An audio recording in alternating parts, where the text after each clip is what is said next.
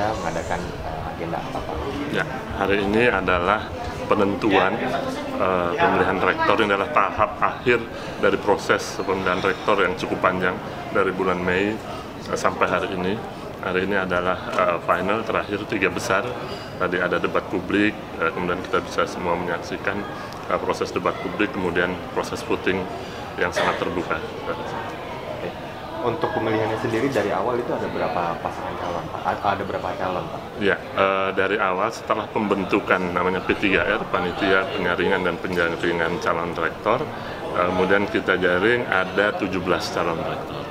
Kemudian kita seleksi berkas dan lain sebagainya menjadi 13. Dari 13 ke 7 mereka presentasi yang dinilai oleh anggota MBA. Kemudian juga anggota DGB, Dewan Guru Besar, ada Ketua Senat Akademik juga hadir dalam penilaian, memberikan penilaian, dan juga Ketua P3CR-nya ikut menilai. Nah, dari 7 ke 3 kita mengundang panelis pakar. Ada 2 orang ketika itu, Pak Gita Wirjawan dan juga dari BPK Pak Slamet Edi. Dan mereka juga memberikan penilaian selain anggota Majelis Wali Amanat. Nah, dari situlah terpilih menjadi 3 hari ini. Oke, boleh jelaskan sedikit, Pak, apa yang membedakan pemilihan umum rektor Universitas Indonesia dan tahun-tahun sebelumnya? Ya. Jadi mulai tahun ini dari sejak awal kita sudah meminta para calon ini untuk mengisi form prestasi. Jadi mereka benar-benar kita memilih orang yang punya latar belakang atau rekam jejak yang jelas, pernah mempunyai prestasi tertentu sehingga memenuhi kualifikasi bagi pengembangan UI ke depan. Yang kedua adalah tahun ini juga ada proses wawancara dengan pihak kementerian.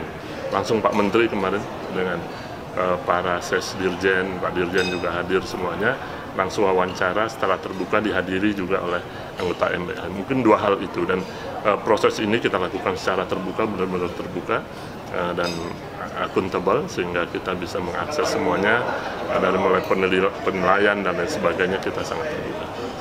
Harapannya dengan adanya terpilih rektor baru di tahun 2024 untuk masa jabatan 2024-2029. Ya, tentu tantangan ke depan ini memerlukan jawaban yang berbeda.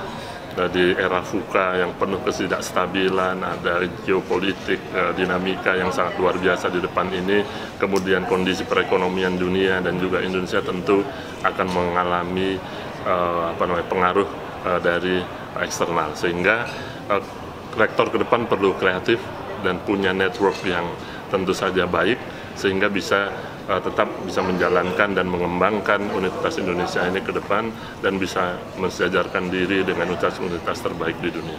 Oke, sedikit, Pak. Tujuan dengan adanya debat 3 pasangan calon di akhir itu apa, Pak? Tentu bisa disaksikan oleh semua orang tentang kualitas mereka. Ini sebenarnya sebagai bukti pertanggungjawaban jawab kita kepada publik bahwa yang kita pilih ini tidak sembarangan, dan mereka pun yang terpilih pun tidak sembarangan. Mereka punya latar belakang, memang mempunyai program, punya visi misi, kemudian punya program yang bisa membawa perubahan, punya terobosan-terobosan, itu yang kita inginkan sebenarnya. Dan publik bisa menilai itu semua. Di situ terpilih 3. Nah, yang 3 itulah hari ini yang hadir di antara kita hari ini.